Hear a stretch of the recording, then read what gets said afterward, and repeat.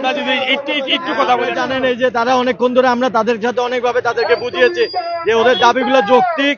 আমরা অবশ্যই উপরে লেভেলেও এটা জানে কথা বলা হয়েছে। তাদেরকে অনুরোধ জানাচ্ছি যে এখানে অনেকক্ষণ ধরে অবরোধ থাকার কারণে অনেকে জনদুর্ভোগ সৃষ্টি হচ্ছে। আমরা বলছি যে ওনাদের কাছে অনুরোধ করেছি, ভাই আপনারা দয়া করে এই জনদুর্ভোগ সৃষ্টি করবেন না। পরবর্তীতে ওনারা সকলে আমাদের সাথে একমত হয়ে আপনারা দেখছেন এখন এইমাত্র অবরোধ তারা সরিয়ে দিয়েছে। এখন আমরা যান চলাচল স্বাভাবিক করার জন্য কাজ করছি।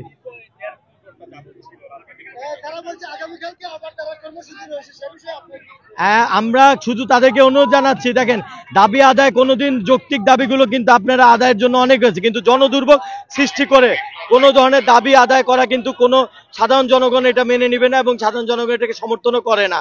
আপনারা দয়া করে অনুরোধ জানাচ্ছি, আপনারা সাধারণ জনগণের কোনো দুর্ভোগ সৃষ্টি করে কোনো আন্দোলন কর্মসূচি দিবেন না। আপনাদের যদি কোনো ইয়া থাকে আপনারা স্মারকলিপি দেন, জেলা প্রশাসক বরাবর দেন বা ঊর্ধ্বতন কর্তৃপক্ষের কাছে দেন। হ্যাঁ দিয়েছে, কিন্তু আপনারা জানেন একটা জিনিসের প্রসেস আছে। এটা হুট করে কিন্তু সাথে সাথে একটা জিনিস কিন্তু হয় না।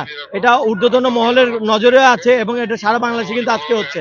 সুতরাং এটা কিন্তু আমাদের যে ঊর্ধ্বতন কর্তৃপক্ষের নজরে আছে, ওনারা এটা দেখার আশ্বাসও দিয়েছে। সুতরাং তাদের কাছে একটাই অনুরোধ, ওনারা জনদুর্ভোগ সৃষ্টি করে যেন কোনো ধরনের আন্দোলন না করে। এটাই। দর্শক আমি যদি বলে রাখি, আমরা এখন বর্তমানে আছি ঢাকা সিলেট মহাসড়কের ঠিক আজাদ চত্বরে। কিন্তু আপনারা জানেন বেশ কয়েকদিন আগেও তাদের কিন্তু আন্দোলন ছিল। এখন পর্যন্ত আসলে ছাত্রদের 6 দফা দাবিতে কিন্তু আজকে তারা রাস্তা ব্যারিকেড করে দিয়েছে। এবং কি পাশাপাশি যদি বলে রাখি যেন হাজারো শিক্ষার্থী কিন্তু ইতিমধ্যে মাঠে নেমেছে। এবং কি পাশাপাশি আমরা পুলিশেরও একটি টিম দেখতেছি। আমরা আসলে একটু জানার চেষ্টা করবো যেমন তাদের এই দাবির মাঝে কি কি দফাটি রয়েছে এবং এখন পর্যন্ত আসলে পুলিশের চেষ্টা করে যাচ্ছে যেমন রাস্তাটি ব্যারিকেডটা সরিয়ে দেওয়ার জন্য। আমরা একটু কথা বলবো একজন শিক্ষার্থীর সাথে আমার সাথে আছে। আসলে আপনারা কয় দফা দাবি নিয়ে আসলে এই জায়গায় দাঁড়িয়ে? আমরা এই মুহূর্তে পুরো বাংলাদেশে আমাদের পলিটেকনিকের শিক্ষার্থীরা 6 দফা দাবি নিয়ে পুরো বাংলাদেশে যে কর্মসূচি পালন করতে চাওয়া হচ্ছে ব্লকেট কর্মসূচি, সেই ধারাবাহিকতা এই মুহূর্তে সিলেট পলিটেকনিকের শিক্ষার্থীরা আমাদের রাস্তা ব্লকেট করেছে। তো আমাদের 6 দফা দাবি হচ্ছে, 1 নাম্বার জুনিয়র ইনস্ট্রাক্টর পদে ক্রাফট ইনস্ট্রাক্টরদের অবৈধ পদোন্নতির রায় হাইকোর্ট কর্তৃক বাতিল করতে হবে।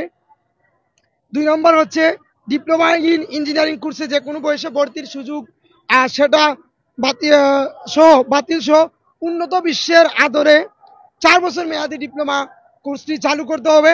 3 নম্বর হচ্ছে উপসহকারী প্রকৌশলী ও সমমান 10ম গ্রেডের পদ 4 বছর মেয়াদী ডিপ্লোমা ইন ইঞ্জিনিয়ারিং ও মনোটেকনোলজি সার্ভেইং হতে পাশকৃত শিক্ষার্থীদের জন্য সংরক্ষিত থাকা সত্ত্বেও যেসব সরকারি রাষ্ট্র স্বায়ত্তশাসিত স্বশাসিত প্রতিষ্ঠানে ডিপ্লোমা প্রকৌশলীদের নিম্নস্থ পদে নিয়োগ দেওয়া হচ্ছে এবং সকল শূন্য পদে তাদের বিরুদ্ধে আইনি ব্যবস্থা গ্রহণ করতে হবে। 4 নম্বর হচ্ছে কারিগরি সেক্টর পরিচালনায় পরিচালক, সহকারী পরিচালক বোর্ডের চেয়ারম্যান, উপসচিব, পরীক্ষা নিয়ন্ত্রক, অধ্যক্ষ সহ সংশ্লিষ্ট সকল পদে কারিগরি শিক্ষা বহির্ভূত জনবল নিয়োগ নিশ্চিত করতে হবে। 5 নম্বর হচ্ছে কারিগরি শিক্ষার বৈষম্য ও দুরবস্থা দূর করার পাশাপাশি জনসম্পদ দুরবস্থার পাশাপাশি দক্ষ জনসম্পদ তৈরি করতে কারিগরি ও উচ্চশিক্ষা মন্ত্রণালয়ের নামে স্বতন্ত্র মন্ত্রণালয় প্রতিষ্ঠা করে দ্রুত সময়ের মধ্যে কারিগরি শিক্ষা সংস্কার কমিশন গঠন করতে হবে। 6 নম্বর হচ্ছে পলিটেকনিক ও মনোটেকনিক ইনস্টিটিউট হতে পাশকৃত শিক্ষার্থীদের উচ্চশিক্ষার সুযোগের লক্ষ্যে একটি উন্নত মানের টেকনিক্যাল বিশ্ববিদ্যালয় প্রতিষ্ঠা করতে হবে।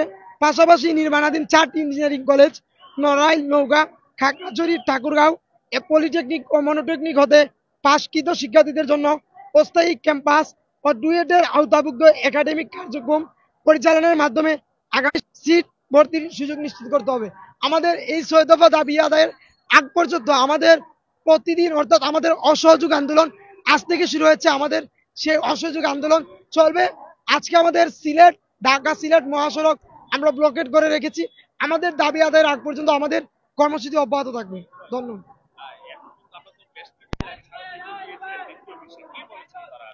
আসলে কথা হচ্ছে আমরা রমজানে আমাদের মিড টার্ম পরীক্ষা বর্জন করে কিন্তু আমাদের সেই আন্দোলন চলছিল। তখন কিন্তু আমরা যখন ডিসি বরাবর স্মারকলিপি দিয়ে ওটা প্রধান উপদেষ্টার কাছে আমরা হস্তান্তর করেছিলাম ওনার মাধ্যমে। উনি বলছিলেন যে আমাদেরকে আশ্বাস দিয়েছিলেন সেটি জানাবেন। তার প্রেক্ষিতে আমরা যা জেনেছি তা কিন্তু আমাদের দাবি আদায় হয়নি, যার দরুন আমাদের দাবি আদায়ে আমাদের এই আন্দোলন, আমাদের একের পর এক কর্মসূচি অব্যাহত রয়েছে। আমার নাম হচ্ছে নাইব।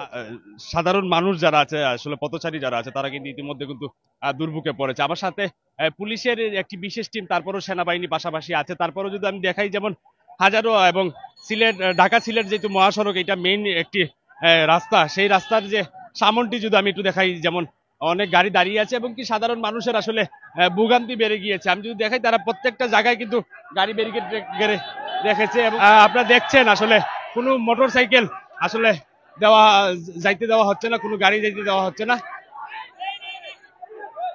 আপনাদেরকে যদি আমি দেখাই, যেমন তারা প্রত্যেকটা গাড়িকে কিন্তু আসলে আটকে রেখেছে। পাশাপাশি যদি বলি আমরা, যেমন সেই গাড়িগুলো আসলে দেখাচ্ছি আমরা, যেমন তারা অ্যাম্বুলেন্স ছাড়া আসলে যে ইমার্জেন্সি যে গাড়িগুলো আছে সেই গাড়িগুলো ছাড়া আসলে কাউকে দিচ্ছে না। এবং কি যেমন তারা প্রত্যেকটা মোটর সাইকেলকে কিন্তু এখন পর্যন্ত আসলে ব্যারিকেড দিয়ে রেখেছে। কিন্তু আমরা একটু আগে অ্যাম্বুলেন্স দেখেছি, যেমন অ্যাম্বুলেন্সকে কিন্তু তারা আসলে পথ ছেড়ে দিয়ে কিন্তু আসলে পাশ দিয়ে যেন যাওয়ার মতো সুযোগ করে দেওয়া হচ্ছে। এই ছিল আসলে যেমন আজাদ চত্বরের যে দৃশ্য আমরা এখন পর্যন্ত দেখতেছি। পাশাপাশি অনেক মিডিয়া কর্মী কিন্তু সকাল থেকে সংবাদ পরিবেশন করতেছেন এবং কি পাশাপাশি তারা নিউজ কভারেজ করে যাচ্ছে। আমরা যদি একটু করে যদি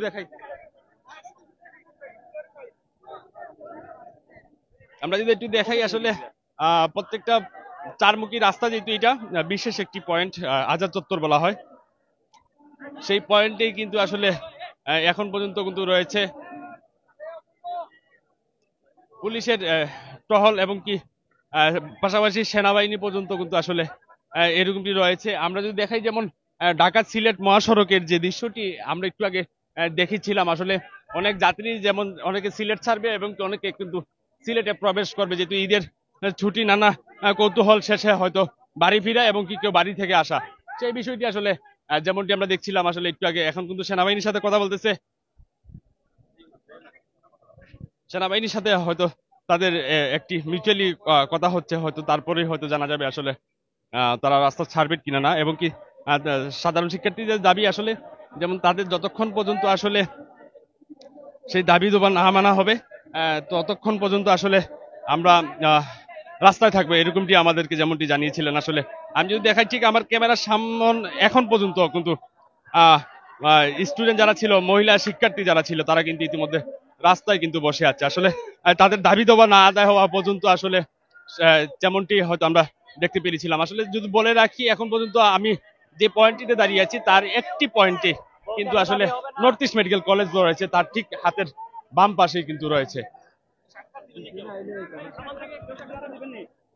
আমরা যদি একটু কথা বলারও চেষ্টা করি, আসলে দু একজনের সাথে কথা বলার চেষ্টা করব।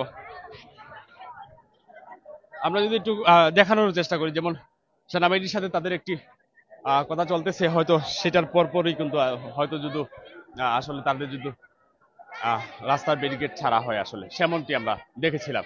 আমরা যদি দেখাই, আসলে যে জায়গাটিতে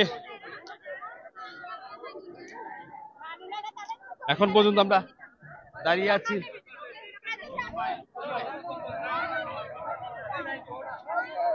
আমরা যেমনটি আসলে দেখানোর চেষ্টা করতেছি, আসলে সাধারণ শিক্ষার্থীরা কিন্তু প্লে কার্ড হাতে নিয়ে কিন্তু দাঁড়িয়ে আছে। আমরা যদি একটু কথা বলার চেষ্টা করি, আসলে পাশাপাশি যারা আছে তারা কিন্তু রাস্তা ব্যারিকেড করে কিন্তু আসলে কথা বলছে। আমার সামনে যারা মহিলা শিক্ষার্থী যারা আছে তারা কিন্তু ইতিমধ্যে কিন্তু রাস্তায় তাদের এই দাবি দাবা নিয়ে কিন্তু আসলে দাঁড়িয়ে আছে। আমরা যদি একটু দেখাই যে সাক্ষাৎ চলতেছে, আমরা একটু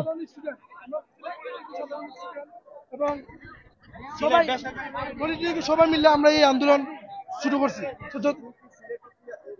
না সিলেট না, যত মানে বেসরকারি সরকারি যা পলিটেকনিক আছে সব পলিটেকনিক আমরা একত্রিত হয়ে এই আন্দোলন শুরু করছি। আমরা কারিগরি শিক্ষা বোর্ডের আন্ডারে না, এবং কোনো কিছু বলে নাই, আমাদের কথা কোনো কিছু স্মারকলিপি জমা দিছি, আমাদের কোনো কিছু বলে নাই বা কোনো কিছু আমাদের দেয় নাই, এবং পর্যন্ত কোনো কিছু দেয় নাই না, কোনো আশ্বাস নেই। যদি আশ্বাস আসতো তাহলে আমরা তো এই আন্দোলন করতাম না, আসে নাই। আমরা যতক্ষণ পর্যন্ত হাইকোর্ট থেকে আসবে না ততক্ষণ পর্যন্ত এই আন্দোলন আমরা করে যাব না। ভোগান্তি বলতে এখন আমরা যদি এগুলো না করি, আমরা ভবিষ্যতে কি করব?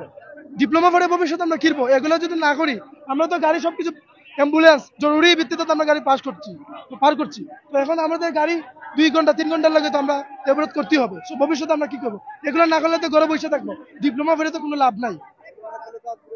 না মানাবে না। হ্যাঁ, যে ডিপ্লোমা দেশের 80% থেকে 90% কাজ করে থাকে, সেই ডিপ্লোমাদের নিয়ে ষড়যন্ত্র হচ্ছে। একটা দেশের যদি কারিগরি শিক্ষাকে ষড়যন্ত্রের শিকার হতে হয়, তাহলে সেই দেশ কিভাবে উন্নত হবে? আপনারা যদি বাইরের দেশের সঙ্গে কম্পেয়ার করেন, তাহলে দেখবেন চায়না, জার্মানি, সাউথ কোরিয়া, ওইগুলা কারিগরি দিক দিয়ে অনেক অগ্রসর, যে দিক দিয়ে বাংলাদেশ অনেক পিছিয়ে রয়েছে। এখন আমরা যদি কারিগরি দিক যদি অগ্রসর না করি, সেটা নিয়ে যদি ষড়যন্ত্র হয়, তাহলে তো বাংলাদেশ কোনো উন্নয়ন করবে না। কারিগরি ডিপ্লোমা থেকে কিন্তু স্কলারশিপ জাপান, চায়না আমাদের স্কলারশিপ দেয়। তো এখন এখন যদি তারা এগুলো আমাদের ডিপ্লোমা করার আগে যদি আমরা এই অবস্থা হয়, তাহলে আমরা ভবিষ্যতে কি করবো? ভবিষ্যতে কোনো কিছু করতে পারবো না। হ্যাঁ, জি, আমাদের আন্দোলন সেটা একবার 2022 সালে হয়েছিল। প্রথমত আন্দোলন হয়েছিল 2013 সালে। 13 সালে আমাদের কি বলছিল? টেকনিশিয়ান বলতেছিল। ডিপ্লোমা 4 বছর করার পর আমাদের বলতেছে টেকনিশিয়ান পদ দেওয়ার জন্য। কিন্তু সেটা ডিপ্লোমা করার পর যদি আমরা আমাদের টেকনিশিয়ান পদ শুনতে হয়, তাহলে আমরা কখনোই মানবো না। 2013 সালে আমাদের বড় ভাইয়েরা রক্ত দিয়েছে, শহীদ হয়েছে, সেই রক্ত আমরা কখনোই বৃথা যেতে দেবো না। তারপর 2022 সালে আমরা আবার 6 দফা দাবি করি। আমাদের 6 দফার মুখ্য দাবি হচ্ছে যে 2021 সালে এই যে রাতে অন্ধকারে এই যে জেনারেল থেকে আগত ক্রাফটরা অবৈধভাবে আমাদের পোস্টে জয়েনিং করছে। তারা ল্যাব সহকারী থেকে এখন চাচ্ছে 30% পদোন্নতি চেয়ে জুনিয়র ইনস্ট্রাক্টর পদে যাওয়ার জন্য। কিন্তু সেটা আমরা মানবো না, কারণ জুনিয়র ইনস্ট্রাক্টর হচ্ছে ডিপ্লোমাদের জন্য শুধু। তারপরে বলছিল, আমাদের আশ্বাস দিছিল যে 6 দফা মেনে নেবে। 6 দফার মধ্যে অন্যতম আরেকটা হচ্ছে আমাদের বিএসসি করার জন্য শুধুমাত্র একটি যে প্রতিষ্ঠান আছে, সেটা হচ্ছে ডুয়েল। সেখানেও আসন সংখ্যা সীমিত। আর হচ্ছে এই যে কয়েকটি ইঞ্জিনিয়ারিং কলেজ আছে, সেইগুলোতে আসন সংখ্যা খুবই সীমিত। সেই কারণে আমরা বিএসসি করতে পারি না। যার কারণে হ্যাঁ, উচ্চশিক্ষার কারণে আমরা যে ভালোভাবে ইঞ্জিনিয়ার পদটা পর্যন্ত ভালোভাবে লাগাতে পারি না। সেই ক্ষেত্রে আমরা অনেকভাবে বৈষম্যের শিকার হচ্ছে। আপনি যদি জেনারেলে দেখেন, তাহলে অনেক ভার্সিটি আছে, অনেক ইঞ্জিনিয়ারিং কলেজ আছে, ডামেক আছে, তারপরে এই যে রুয়েট আছে, কুয়েট আছে, এইগুলো আমাদের কিন্তু এতটাও চান্স পাই না। আমাদের আশঙ্কা খুবই সীমিত। আমি একটা কথাই বলবো, যতক্ষণ না পর্যন্ত আমাদের দাবি না মানা হবে, ততক্ষণ পর্যন্ত এই কর্মসূচি আমরা পালন করে যাব। এটা অস্তিত্বের লড়াই। এখন যদি আমরা এই অস্তিত্ব ধরে না রাখতে পারি, তাহলে আমাদের ভবিষ্যতে তারা ডিপ্লোমা পড়ে কি করবে? এতটুকুই আমার বলা, আর কোনো কিছু বলতে চাই না। যেমনটি আসলে জানিয়েছিলেন আসলে তাদের যতক্ষণ পর্যন্ত দাবি দাবা আদায় না করা হবে, ততক্ষণ পর্যন্ত আসলে আপনার তারা রাস্তায় হয়তো এই বিক্ষোভ করে যাবে। এবং কি পাশাপাশি যদি বলে রাখি, যেমন এখন পর্যন্ত আসলে আমরা যাদেরকে দেখেছি, মহিলা শিক্ষার্থী যারা আছে, তারা কিন্তু ইতিমধ্যে কিন্তু রাস্তায় কিন্তু বসে পড়েছে এবং কি তাদের দাবি দাবা না আদায় করা পর্যন্ত হয়তো বাসা ফিরবে না, এমনটি আসলে জানিয়েছিলেন। আমরা যদি দেখাই, যেমন সেনাবাহিনী সহ আসলে সবাই কিন্তু ইতিমধ্যে তাদেরকে বোঝানোর চেষ্টা করতেছে। তারা একটি কথাই, যেমন তারা যতক্ষণ পর্যন্ত দাবি দাবা না আদায় হবে, ততক্ষণ পর্যন্ত হয়তো সরবে না। আমরা একটু কথা বলার চেষ্টা করব।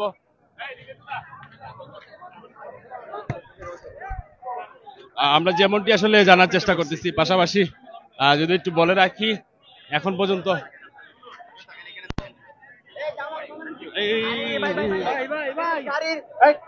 তাদের হয়তো কর্মসূচি হয়তো প্রত্যাহার করে দিয়েছে, এমনটি দেখা যাচ্ছে। আসলে আমরা তারা রাস্তাঘাট কিন্তু আস্তে আস্তে ছেড়ে দিচ্ছে। পাশাপাশি যদি বলে রাখি, যেমন এই জায়গাটিতে আসলে যে তাদের কর্মসূচি ছিল, এখন পর্যন্ত আসলে তারা কিন্তু রাস্তাটি ছেড়ে দিয়েছে। আসলে তাদের হয়তো দাবি দাবাগুলো হয়তো মেনে নেওয়া হয়েছে এবং কি তাদেরকে হয়তো সময় দেওয়া হয়েছে। আমরা তেমনটিও আসলে জানার চেষ্টা করব।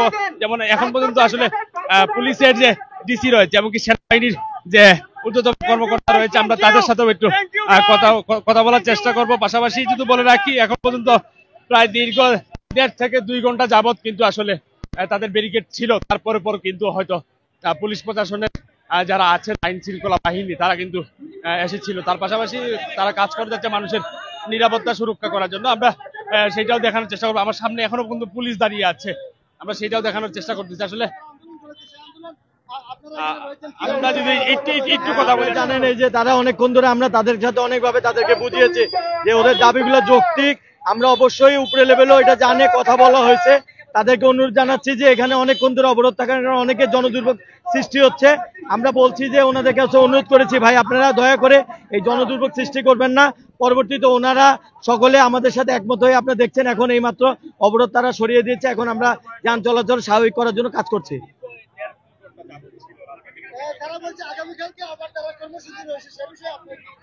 আমরা শুধু তাদেরকে অনুরোধ জানাচ্ছি, দেখেন দাবি আদায় কোনোদিন যৌক্তিক দাবিগুলো কিন্তু আপনারা আদায়ের জন্য অনেক হয়েছে, কিন্তু জনদুর্ভোগ সৃষ্টি করে কোনো ধরনের দাবি আদায় করা কিন্তু কোনো সাধারণ জনগণ এটা মেনে নেবে না এবং সাধারণ জনগণ এটাকে সমর্থনও করে না। আপনারা দয়া করে অনুরোধ জানাচ্ছি, আপনারা সাধারণ জনগণের কোনো দুর্ভোগ সৃষ্টি করে কোনো আন্দোলন কর্মসূচি দিবেন না। আপনাদের যদি কোনো ইয়া থাকে আপনারা স্মারকলিপি দেন, জেলা প্রশাসক বরাবর দেন বা ঊর্ধ্বতন কর্তৃপক্ষের কাছে দেন।